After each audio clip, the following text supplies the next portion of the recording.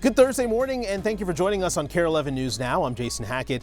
Let's get to your headlines. Breaking news out of our nation's capital. Overnight, the Senate took the first steps to reopen Homeland Security, adopting a budget plan to fund ICE and Border Patrol. That vote was part of an hours-long vote-a-rama ending early this morning. Audrey Russo has a closer look at the resolution and what could come next. Yeah, certainly a late night, and now this resolution heads to the House, one step closer to funding immigration enforcement to the tune of $70 billion. Now, the vote-a-rama ended just before 3 a.m. our time without a single Democratic senator signing on. Take a look at this. This is the final vote as it was happening. 2 Republicans broke rank, ending with a 50-48 vote. Now, the GOP was able to skirt the Democratic filibuster by using the budget reconciliation process. Democrats have opposed funding immigration enforcement without making reforms to ICE. And this vote-a-rama is also a feature of budget reconciliation. And it allowed Democrats to show their opposition by introducing unlimited amendments. Republicans shot down their attempts to shoehorn in more money for school meals, child care, and SNAP.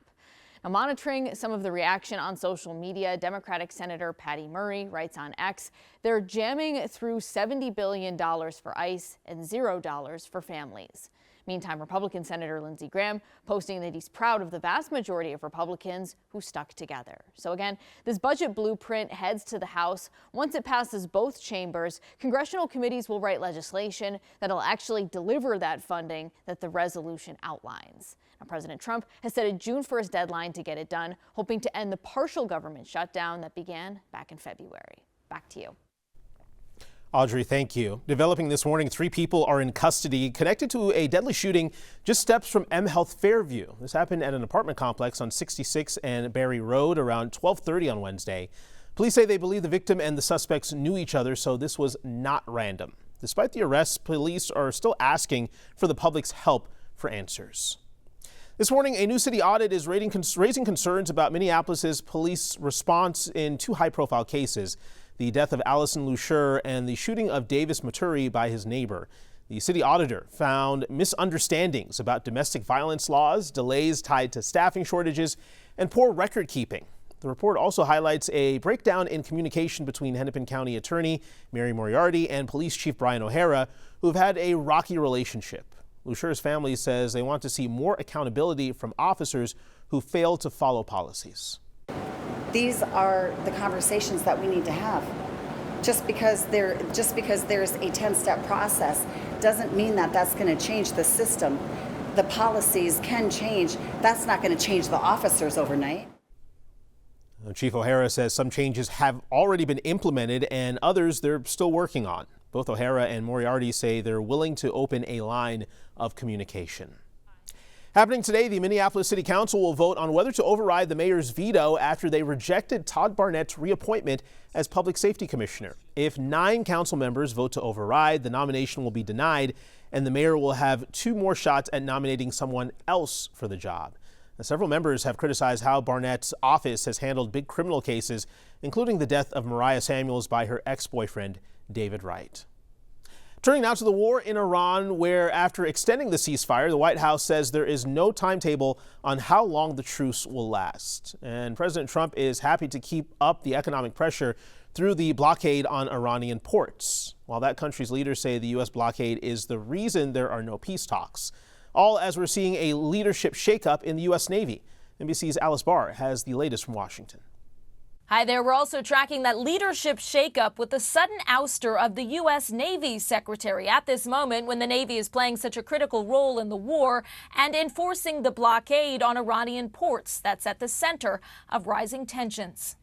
Mounting uncertainty after President Trump said in a new interview he feels no time pressure about the ceasefire with Iran or holding another round of peace talks. The president has not set a deadline himself. Ultimately, he will dictate the timetable. While he waits, the president keeping up the blockade on Iranian ports. Central Command says U.S. forces have turned around 31 ships, mostly oil tankers, costing the regime an estimated $435 million a day. We are completely strangling their economy. Iran calls the blockade a breach of the ceasefire and says there will be no deal until it ends. The regime releasing video it claims shows Iranian forces, masked and armed, attacking 3 commercial ships in the Strait of Hormuz, seizing 2 of them and forcing them into Iranian waters, according to Iranian state media.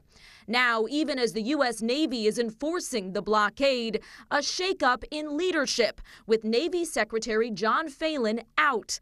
NBC News learning overnight that tensions had been growing between Phelan and Defense Secretary Pete Hegseth, according to multiple sources familiar with the relationship, who also said the speed and approach Phelan was taking toward shipbuilding appears to be the main reason for the firing. It comes just weeks after Hegseth forced out 3 high-ranking Army leaders, drawing sharp criticism from Democrats. These guys are flailing, from the top down. While on Capitol Hill, pressure is mounting for a vote to curb President Trump's war powers unless he gets approval from Congress before a fast-approaching 60-day deadline since the war began. The Senate rejected another war powers resolution just last night. Democrats are promising to keep trying until Republicans agree to public hearings on Iran. While Secretary of State Marco Rubio is set to join talks in Washington today between Israel and Lebanon over that fragile ceasefire that's key to a broader peace deal. In Washington, Alice Barr, NBC News. Some tough news coming out of western Wisconsin. Polaris has announced it will permanently shut down its Osceola facility, impacting nearly 200 workers. So here's what we know so far. The closure will happen in phases, starting in July, with the plant expected to be fully shut down by January 31st, 2027. The first wave of layoffs, about 26 employees, is set to begin around July 27th, with more cuts to follow in the months after. In total here, 189 workers are expected to lose their jobs. Company officials have not released details on what will happen to the facility after the closure. Today, the Hennepin County Board is laying out their plan for HCMC, making sure the hospital avoids getting into financial trouble again. Right now, HCMC is facing a $50 million budget deficit and could close by June without help from lawmakers. However, several lawmakers have questions how the hospital will be governed better if it gets a lifeline. The board is expected to share a timeline for potential leadership changes, plus a review of their past leaders. Wild fans are waking up with a chip on their shoulder this morning. Game 3 going to the Dallas Stars in double overtime. Final score 4-3. A game lasting 92 minutes, the second longest game in Wild history. And over in Minneapolis, the Wolves are getting ready to host Denver for Game 3 of their playoff series. Minnesota coming off a huge win in Game 2 on the road, tying the series 1-1. Anthony Edwards saying he is ready to take it back home. It's 1-1. It's no driver's seat. We're going home. We got the advantage at home. Hopefully our fans, rattle them a little bit when they come to our crib. We'll be ready. Yeah, Ant-Man's ready. Hopefully the fans are ready too. Tip-off is at 8:30, and tonight it is a blackout. That means fans at Target Center will each get playoff shirts for Game 3. Tickets are still available on the Wolves website. It should be a great atmosphere there. Some sad news this morning for music fans. Organizers say the Basilica Block Party is not coming back. The event's website now has a message saying the 2024 Block Party was the last one. The 2-day music festival started more than 30 years ago as a fundraiser for restoration projects at the Basilica in Minneapolis, but the event has been canceled 4 times since 2020. Trending this morning, a Wisconsin turkey hunter is going viral after being attacked by a bobcat, and he caught all of it on camera. Take a look here. 19-year-old Carson Bender says he was hunting near Wisconsin Rapids when he heard something behind him. He pulled out his phone, he hit record, and he saw this bobcat that was just lurking there. Bender says he already had his eyes on the turkey, but before he could pull the trigger, you can see it here, the bobcat lunges at him.